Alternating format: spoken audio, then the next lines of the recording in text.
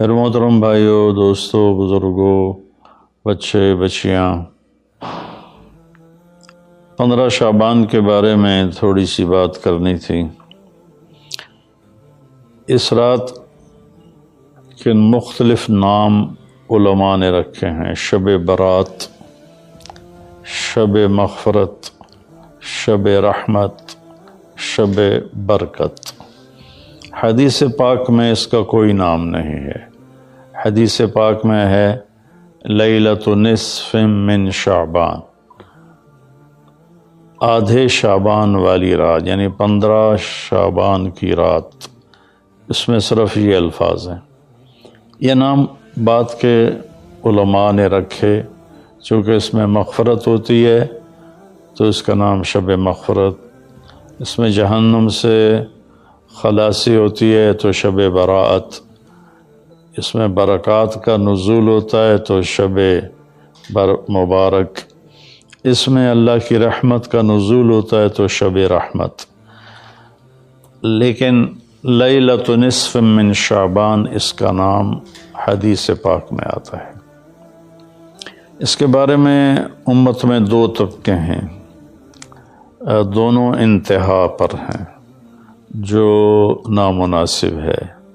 ایک طبقہ ہے جو بالکل اس کی نفی کرتا ہے، رد کرتا ہے اور اس میں شدت اختیار کرتا ہے۔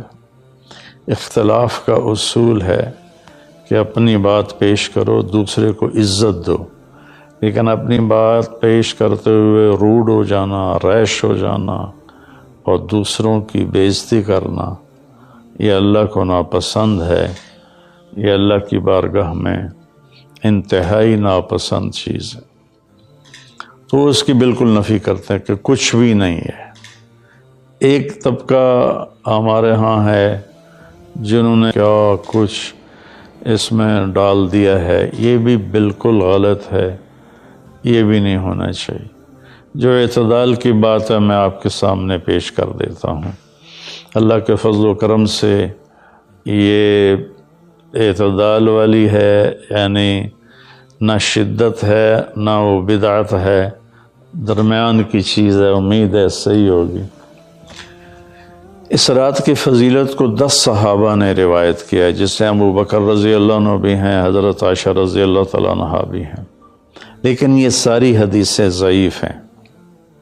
ضعیف حدیث سے کوئی حکم ثابت نہیں ہوتا، لیکن ابن العثیمین رحمۃ اللہ علیہ چند سال پہلے سعودیہ کے بہت بڑے محدث بھی تھے، مفسر بھی تھے، فقیہ بھی تھے اور بہت بڑے عالم تھے۔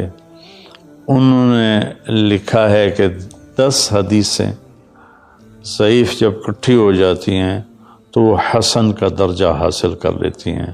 حسن لغیر ایک ٹرم ہے محدثین کی کہ وہ قابل قبول ہو جاتی ہیں اور اس کو فضائل میں قبول سمجھا جاتا ہے، حجت سمجھا جاتا ہے۔ عمل کے ثبوت کے لیے، عبادت کے ثبوت کے لیے، عقیدہ کے ثبوت کے لیے صحیح حدیث کے بغیر کوئی حدیث بھی قبول نہیں ہے۔ تو اس لیے 10 حدیثوں ضعیف کا جمع ہو کر اس کی فضیلت کا بولنا اس کے اندر کچھ نہ کچھ رکھتا ہے۔ اور فضیلت جو اللہ کے نبی نے ارشاد فرمائی کہ 15 شعبان کی رات کو عائشہ فرماتی ہیں میں اٹھی تو آپ بستر پر نہیں تھے، تو میں ڈھونڈنے نکلی تو آپ جنت البقیع میں پہنچے ہوئے تھے، تو آپ نے دیکھ کر کہا عائشہ تو کیا سمجھتی ہے کہ اللہ اس کا رسول تمہارے ساتھ خیانت کریں گے؟ میں تو بقیع والوں کے لیے آیا تھا دعا کرنے۔ پھر آپ نے فرمایا آج کی رات وہ رات ہے جس میں اللہ تبارک و تعالی بنو کلب ایک قبیلہ ہے جن کے پاس بھیڑ بکریاں بہت زیادہ تھیں، کہا عائشہ جتنی بنو کلب کی بھیڑ بکریوں کے جسم پر بال ہیں ان بالوں کی تعداد کے برابر اللہ تعالیٰ اپنے بندوں کو مغفرت فرماتا ہے، جہنم سے خلاصی فرماتا ہے۔ اس پر شب برات اور شب مغفرت علماء نے اس کا نام رکھا۔ میرے نبی کی زبان سے یہ نام نہیں نکلا۔ تو اس کی یہ فضیلت ہے کہ اس میں اللہ تعالیٰ کی طرف سے بخشش کا نزول ہوتا ہے۔ باقی یہ جو کہتے ہیں کہ اس میں فرشتہ اترتا ہے اور سارے سال کا بجٹ بتاتا ہے اور سارے سال کے واقعات، یہ کسی حدیث میں میری نظر سے نہیں گزرا۔ سورہ دخان میں فیہا یفرق کل امر حکیم کا جو آیت آتی ہے، تو اس سے پہلے کی آیت شب برات کی نفی کرتی ہے، انا انزلناہ فی لیلۃ مبارکۃ، کہ ہم نے اس سے مبارک رات میں اتارا قرآن پاک۔ تو قرآن پاک تو لیلۃ القدر میں اترا ہے، تو اگر کوئی کسی قسم کے اعلانات ہوتے ہیں تو پھر شب قدر میں ہوتے ہیں، اس رات میں نہیں ہوتے۔ دوسرا یہ ہے کہ اس کے روزے اور بندگی کے بارے میں، شب قدر کی اللہ کے واسطے میری بات دھیان سے سنو، اللہ کی قسم کوئی خاص عبادت میرے نبی نے نہیں بتائی۔ لیلۃ القدر کی کوئی خاص عبادت میرے نبی نے نہیں فرمائی۔ حضرت عائشہ رضی اللہ عنہ نے پوچھا، یا رسول اللہ اگر مجھے لیلۃ القدر نصیب ہو تو میں کیا کروں؟ کہا یہ دعا پڑھو، اللہم انک عفو تحب العفو فاعف عنی، اللہ تو معاف کرنے والا ہے، معافی کو پسند فرماتا ہے، مجھے معاف فرما۔ تو میرے نبی کی عبادت وہی 11 رکعت تہجد کے نوافل تھے، چاہے وہ شب قدر تھی، چاہے وہ شب برات تھی، چاہے وہ شب جمعہ تھی۔ تو اب اس کے نام پر لوگوں نے کیا کیا خرافہ، چونکہ ہم قرآن اور حدیث سے نہیں جڑے، کتابیں لکھی ہوئی ہیں، کس نے لکھی، اس کی سند کیا ہے، اس کی تمیز ہی کوئی نہیں ہے، تو وہ پھر بہت ہی زیادہ 4 رکعت پڑھو، پہلی رکعت میں یہ پڑھو، دوسری میں یہ پڑھو، تیسری میں یہ، چوتھی میں یہ سب بدعات ہیں، ان کا کوئی تعلق نہیں میرے نبی کے کسی بھی فرمان سے۔ میرے نبی نے صرف عبادت کا فرمایا ہے، عبادت تو شب قدر میں بھی کوئی خاص عمل نہیں۔ اور دوسری بات یہ کہ اگر آپ نے عبادت کرنی ہے تو مسجد نہیں گھر، مسجد نہیں گھر، مسجد نہیں گھر۔ میرے نبی نفلی بندگی گھر میں ادا فرماتے تھے۔ اب شب برات میں صلاۃ تسبیح کی جماعت ہو رہی ہوتی ہے، یہ کتنی بڑی نادانی کی بات ہے۔ نفلوں کی تو جماعت ہی نہیں ہوتی، تو یہ صلاۃ تسبیح کی جماعت کروا رہے ہوتے ہیں۔ نفلی عبادات کے بارے میں اللہ کے نبی کا طریقہ گھر میں پڑھنا ہے، اور اللہ کی طرف سے بھی ہمیں جو اشارہ ملتا ہے، وَاذْكُرِ اسْمَ رَبِّكَ وَتَبَتَّلْ إِلَيْهِ تَبْتِيلًا، اپنے اللہ کو خوب یاد کریں اور لوگوں سے کٹ جائیں بالکل، اور سب سے کٹ کے آپ اپنے رب کو یاد کریں۔ وَمِنَ اللَّيْلِ فَتَهَجَّدْ بِهِ نَافِلَةً لَكَ عَسَىٰ أَن يَبْعَثَكَ رَبُّكَ مَقَامًا مَحْمُودًا فَإِذَا فَرَغْتَ فَانصَبْ وَإِلَىٰ رَبِّكَ فَارْغَب۔ ان ساری آیات کا خلاصہ یہ بنتا ہے کہ نفلی عبادات سنتیں بھی ہوں گھر میں پڑھو، اور خاص طور پر جو ایسی راتوں کی عبادت ہوتی ہے، مسجدوں میں اکٹھے ہونا اور اس رات میں جھنڈیاں لگانا، پھر آتش بازی کرنا، یہ آتش بازی تو بالکل ہی اسراف ہے اور خرافات ہے۔ تو میری گزارش ہے کہ میرے نبی کی جو سنت ہے، آپ نفلی بندگی عبادات اپنے گھر میں فرمایا کرتے تھے۔ اس رات میں اگر آپ عبادت کرنا چاہتے ہیں، مسجد کی بجائے گھر کو مسجد بنائیں۔ وَاجْعَلُوا بُيُوتَكُمْ قِبْلَةً وَأَقِيمُوا الصَّلَاةَ، اللہ نے بنی اسرائیل سے فرمایا اپنے گھروں کو مسجد بنا لو اور نمازیں قائم کرو۔ تو ہم بھی اپنے گھروں کو خالی نہ چھوڑیں، اس میں ساری فیملی اکٹھی ہو کے نوافل کا اہتمام کرے۔ مسجد فرائض کے لیے ہے اور نوافل کے لیے گھر ہیں، تو امید ہے میری اس بات پہ آپ غور فرمائیں گے، ناراض نہیں ہوں گے۔ تو میرے بھائی بہنوں، اس رات میں کوئی بندگی عبادت مخصوص نہیں۔ ہاں، آپ تہجد کے نوافل پڑھیں، ساری رات پڑھیں، آپ قرآن کی تلاوت کریں، ساری رات کریں، آپ اللہ کا ذکر فرمائیں، ساری رات فرمائیں، آپ دعا مانگیں، چاہے ساری رات مانگیں۔ یہ مخصوص اعمال یہ ہیں: نماز، تلاوت، ذکر اور دعا، اور آنسوؤں کے ساتھ۔ اپنی کھیتی کو پانی نہ لگے تو سوکھ جاتی ہے، ایسے ہی دل میں بھی ایک کھیتی آباد ہے ایمان کی، اسے آنسوؤں کے چند قطرے ہی سمندر کی طرح سیراب کر دیتے ہیں۔ تو آنسوؤں کے ساتھ نہ ہو تو کم از کم رونے والی کیفیت ہو۔ تو یہ تو اتنا سا شب برات ہے۔ روزے کے بارے میں جو ابن ماجہ کی روایت ہے، قوموا لیلہا وصوموا شہرہا، یہ روایت بہت شدید ضعیف ہے، اور علامہ البانی رحمۃ اللہ علیہ نے اس کو موضوع قرار دیا ہے۔ تو اس میں روزہ اس نیت سے رکھنا کہ میرے نبی کی سنت ہے، یہ غلط ہے، اس طرح یہ بدعت بن جائے گا۔ کوئی ویسے نفلی روزہ اس رات میں رکھنا چاہتا ہے مستحب سمجھ کے، نفل سمجھ کے، وہ میرے خیال میں اس میں کوئی قباحت نہیں ہے، لیکن سنت سمجھ کے اگر وہ رکھنا چاہتا ہے تو یہ بات صحیح نہیں ہے، چونکہ روزے والی روایت بالکل قابل اعتبار، قابل حجت نہیں ہے۔ اس میں تمام محدثین کا اتفاق ہے کہ یہ روایت شدید ضعیف ہے، اور شدید ضعیف سے استدلال نہیں ہوتا، اس کو حجت نہیں بنایا جاتا۔ کمزور اس کا ضعف اتنا شدید نہ ہو اور کئی حدیثیں جمع ہو جائیں تو پھر اس میں ایک طاقت آ جاتی ہے۔ تو اپنے آپ کو جوڑو اللہ کے قرآن کے ساتھ، اللہ کے نبی کی حدیث کے ساتھ۔ صحیح حدیث آپ کا ماخذ ہوگا تو آپ کو آسانی ہوگی کرنے میں۔ تو اصل میں عبادات میں اعتدال ہے۔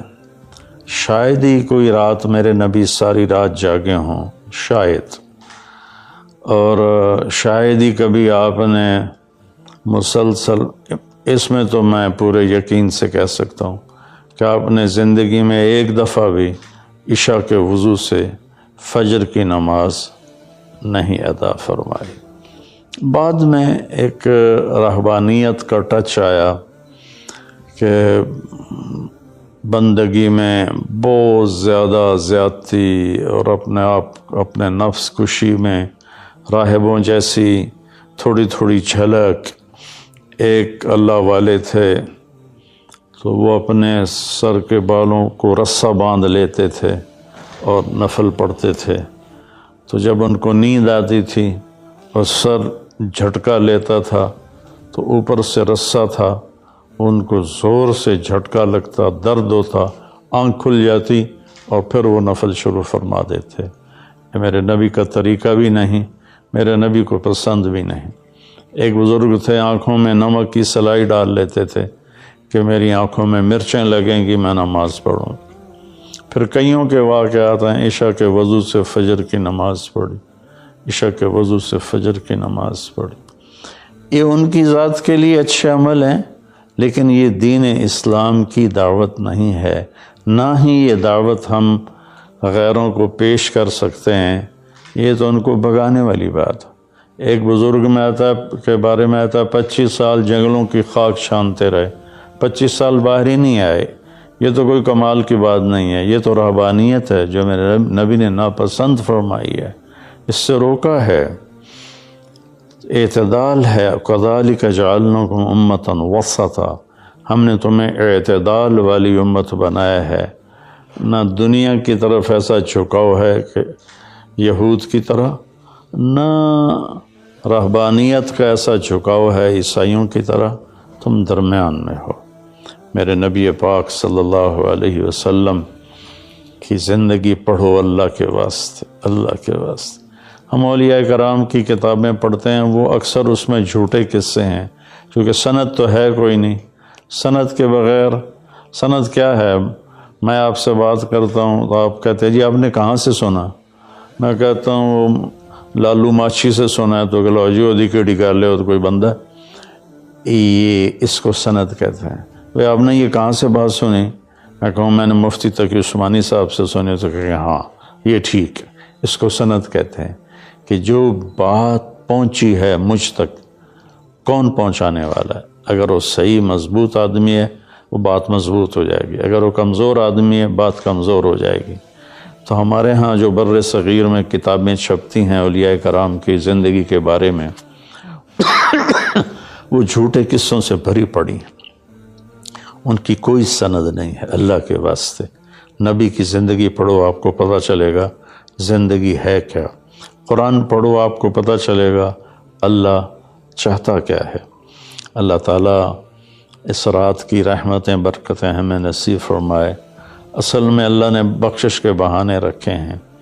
کوئی شرابی ہے، کوئی زانی ہے، کوئی قاتل ہے، کوئی ماں باپ کا نافرمان ہے، کوئی مشرک ہے، کوئی متکبر ہے، کوئی سود خور ہے، کوئی رشوت خور ہے۔ ایک دفعہ آج کہہ دے، کل کی رات کہہ دے گا کہ یا اللہ میری توبہ، تو اللہ کی قسم اگر اس کے گناہ زمین سے لے کر آسمان کی چھت تک بھی ہوں گے نا، تو ایک آدھے بول پر یا اللہ معاف کر، اللہ سارے معاف فرما دے۔ سبحان اللہ۔ آگے جملہ بڑا خوبصورت ہے، ولا بالے، اس میں تکبر ہے، ولا بالے، ہمیں کسی چیز کی کوئی پرواہ نہیں۔ تو کسی نافرمان کو حقیر نہ جانو، اور کبھی اپنی نیکی پہ تکبر نہ کرو۔ اور ایک جرم اور بھی ہے جو میں کہتے کہتے 30 سال ہو گئے، فرقہ واریت سے توبہ کرو۔ اپنے فرقے پہ جمے رہو، لیکن دوسروں سے نفرت، سلام بھی نہ کرنا، جنازہ بھی نہ پڑھنا، حرم شریف میں جا کر بھی نمازیں نہ پڑھنا۔ اچھا اللہ کے واسطے آج بہت اویئرنیس ہو چکی ہے، تو مہربانی کرو، امت بنو، محبت کرو، ایک دوسرے سے ملو جلو، ہم امت بن کے چلیں۔ اختلاف رائے کے فیصلے آخرت میں ہو جائیں گے۔ قل کل یعمل علی شاکلتہ فربکم اعلم بمن هو اہدی سبیلا۔ ایسے اس میں جو دیگیں چڑھائی جاتی ہیں، خیرات کی جاتی ہے، یہ بھی بدعت، سنت سمجھ کے کوئی کرے گا تو بدعت ہے، ویسے فی سبیل اللہ کوئی دیکھ کرنا چاہتا ہے تو ٹھیک ہے۔ 15 شعبان کی رات میں ہمارے ملکوں میں، جو ہمارے عجمی ملک ہیں، اس میں وہ کچھ ہو رہا ہے جو نہ میرے نبی نے کیا، نہ صحابہ نے کیا، نہ تابعین نے کیا۔ عجیب و غریب عبادات گھڑ لی ہیں، عجیب و غریب اس کے اعمال بنا لیے ہیں اپنی طرف سے، اور مسجدیں بھری ہوتی ہیں اور روشنیاں لگی ہوتی ہیں اور آتش بازی ہو رہی ہوتی ہے۔ میرے نبی نے اس رات کی فضیلت بتائی، عمل کوئی نہیں بتایا۔ جیسے یہاں کوئی صلاۃ تسبیح کی جماعت کرا رہے ہوتے ہیں، کوئی اجتماعی تہجد پڑھ رہے ہوتے ہیں، کوئی دیگیں چڑھا رہے ہوتے ہیں، کوئی آتش بازی کر رہے ہوتے ہیں، تو وہ اس میں اتنا غلو ہو گیا ہے کہ یہ بھی ٹھیک نہیں۔ اور کچھ علماء نے اس کے رد میں اس کا اتنا انکار کیا ہے کہ اس رات کی کوئی فضیلت ہے ہی نہیں، یہ بھی ٹھیک نہیں۔ اس بیچ کا راستہ، اس رات کی فضیلت میں جتنی احادیث ہیں وہ ضعیف ہیں، لیکن اتنی کثرت سے ہیں کہ ان سب کا مل کر جمع ہو کر کم از کم وہ حسن لغیر ہی تک تو پہنچ جاتی ہیں۔ اور ابن عثیمین رحمۃ اللہ علیہ نے بھی یہ لکھا ہے کہ زیادہ سے زیادہ ان احادیث کے مجموعے سے، چونکہ اگرچہ ضعیف ہیں لیکن کافی زیادہ ہیں، تو وہ حسن لغیر ہی تک پہنچ جاتی ہیں۔ تو حسن لغیر ہی سے کوئی عمل ثابت نہیں ہوتا، عمل ثابت ہوتا ہے صحیح حدیث کے سے۔ ایک احادیث کی کثرت سے روایات اور ایک امت کا عمل، کہ امت کا بہت بڑا طبقہ صدیوں سے اس رات کا اہتمام کر رہا ہے، لیکن کچھ عرصہ پہلے تک اہتمام تھا دن میں روزہ رکھنا، رات کو کوئی نوافل پڑھ لینا، کوئی دو چار زیادہ پڑھ لینا، لیکن اب یہ ڈھول تماشے جو اب شروع ہوا ہے اس کا تو کوئی وجود ہی کوئی نہیں ہے۔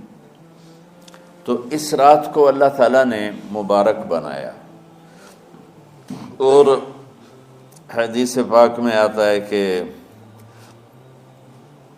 اللہ تعالیٰ اس رات میں ساری دنیا کے لوگوں کی بخشش فرماتا ہے سوائے 5 آدمیوں کے، 5 کے سوا سب اہل ایمان کی بخشش ہو جاتی۔ مشرک، المشرک، پہلا مشرک، دوسرا مشاحن، مشاحن کیسے کہتے ہیں؟ دل میں بغض رکھنے والا، کینہ رکھنے والا۔ تیسرا مسبل ازارہ، اپنے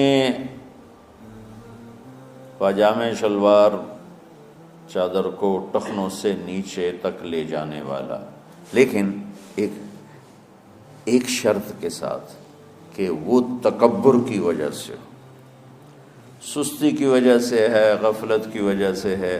چونکہ جب آپ نے ایک مرتبہ اس کے بارے میں بات کی تو حضرت ابوبکر صدیق نے کہا یا رسول اللہ، میری چادر، عرب چادر باندھتے تھے جیسے ہمارے پنجاب کا لباس چادر تھا، اب وہ کم ہو گئے، ہماری تو بزرگ عورتیں بھی اور مرد بھی سب چادر باندھتے تھے، شلوار تو کسی کو پتہ ہی نہیں ہوتا تھا ہمارے بچپن میں۔ یہ تو پھر آہستہ آہستہ جب تعلیم آئی تو شلوار دیہاتوں میں بھی اور شہروں میں عام ہو گئی۔ تو اگر وہ اس لیے لٹکا رہا ہے کہ طبیعت میں تکبر ہے، پھر اس وعید کا وہ حقدار ہے۔ اگر ویسے اس کی نیچے جا رہی ہے تو میرا مالک ایسا، وہ تو ہے ہی رحیم و کریم، ہے ہی رحیم و کریم، ہے ہی رحیم و کریم، صرف شلوار نیچے لٹکانے سے وہ اتنی شدید سزا دے، اگر اس کے پیچھے تکبر ہے، پھر ہے یہ تکبر نہیں ہے تو انشاءاللہ وہ اس سے محفوظ ہوگا۔ تو اپنی چادر کو لٹکانے والا، لیکن بشرط تکبر، کتنے ہو گئے؟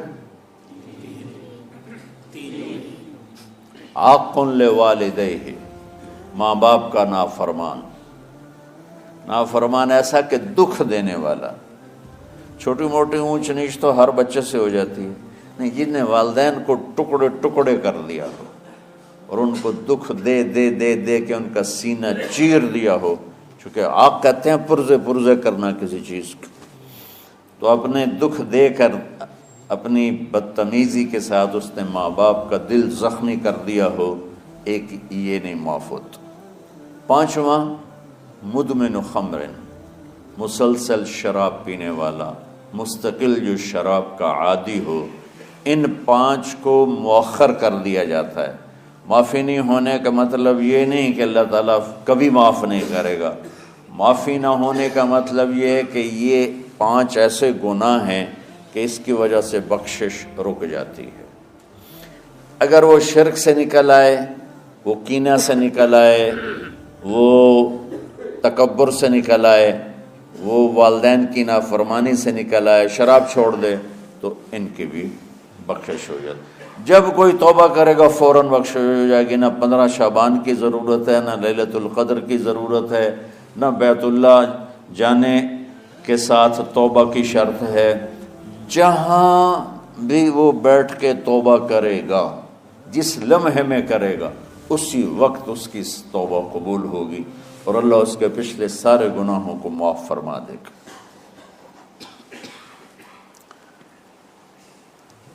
دن کا روزہ، رات کا قیام، زیادہ زیادہ قیام سے مراد نوافل ہیں، کوئی گھر میں پڑھ لے، کوئی مسجد میں پڑھ لے۔ نوافل، نفلی عبادات گھر میں ہی افضل ہوتی ہیں۔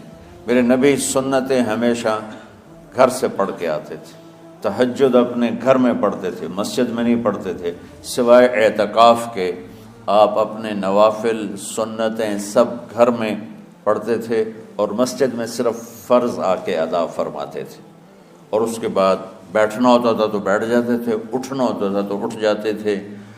تو اعتدال اللہ کو ہر چیز میں پسند ہے۔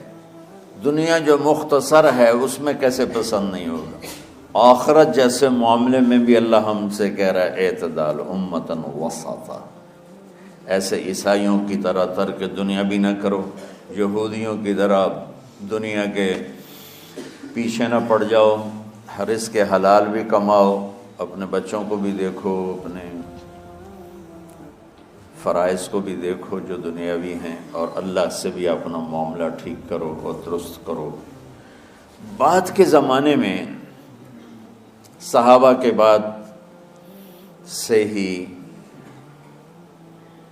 ایک انتہا پسندی امت میں آئی، ساری ساری رات جاگنا۔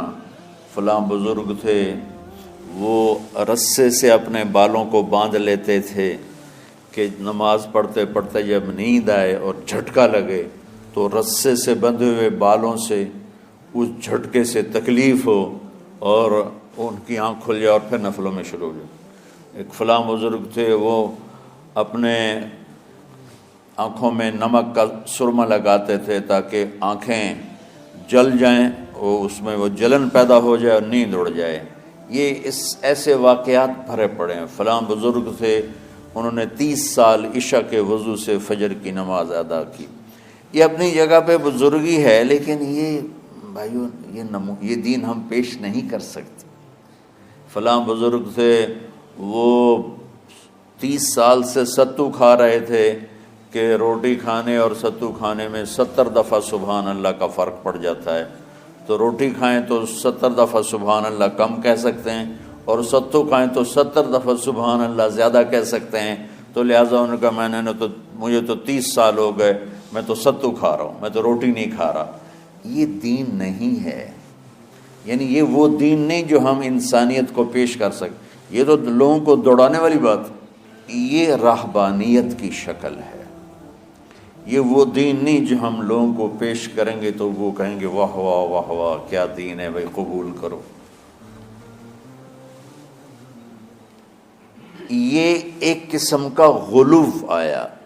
میں ایک حدیث سناتا ہوں، بخاری شریف میں بھی ہے، مجھے اب ہر شے بھول گئی، لیکن وہ ہے نہی الغلو، اس طرح کر کے آپ لوگ زیادہ جانتے ہوں گے جو پڑھ رہے ہیں، کہ غلو سے نہیں۔ حدیث آپ کو سب کو یاد ہوگی کہ 3 صحابہ آئے اللہ کے نبی کے گھر اور پوچھا کہ اللہ کے نبی رات کیسے گزارتے ہیں؟ تو گھر والوں نے کہا سوتے بھی ہیں، جاگتے بھی ہیں، کھاتے بھی ہیں۔ تو وہ تینوں آپس میں کہنے لگے وہ تو نبی ہیں، سوئیں بھی تو کوئی بات نہیں، اور شادی ہے کوئی بات نہیں، ہم تو نبی نہیں، ہمیں تو کچھ کرنا چاہیے۔ ایک نے کہا کہ میں ساری زندگی روزہ نہیں چھوڑوں گا، ایک نے کہا کہ میں ساری زندگی سوؤں گا نہیں، ایک نے کہا میں ساری زندگی شادی نہیں کروں گا۔ تو دیکھنے میں تو واہ واہ کیا بڑی بزرگی ہے بھائی، بڑے بزرگ ہیں۔ ہمارے نبی کو پتہ چلا، آپ نے تینوں کو بلا لیا، کہ تم مجھ سے زیادہ اللہ سے ڈرنے والے ہو، میں تم سے انا اتقاکم یا اخشاکم، الفاظ آپ لوگ کو زیادہ یاد ہوں گے لیکن مفہوم میں صحیح پیش کر رہا ہوں۔ آپ نے کہا میں تم سے زیادہ اللہ کو جانتا ہوں، تم سے زیادہ اللہ سے ڈرتا ہوں، میں سوتا بھی ہوں، میں کھاتا بھی ہوں، میں روزے بھی رکھتا ہوں، میں چھوڑ بھی دیتا ہوں، میری بیویاں بھی ہیں، میں اپنی بیویوں کے پاس بھی جاتا ہوں۔ تم دین میں غلو سے بچو، پہلے امتوں کو ہلاک کر دیا دین میں غلو۔ دنیا میں غلو یعنی انتہا پسندی، ایکسٹریمسٹ ہونا، دنیا ہو یا دین ہو، دونوں میں اعتدال بچو، اللہ تعالیٰ کو پسند ہے۔ کمایا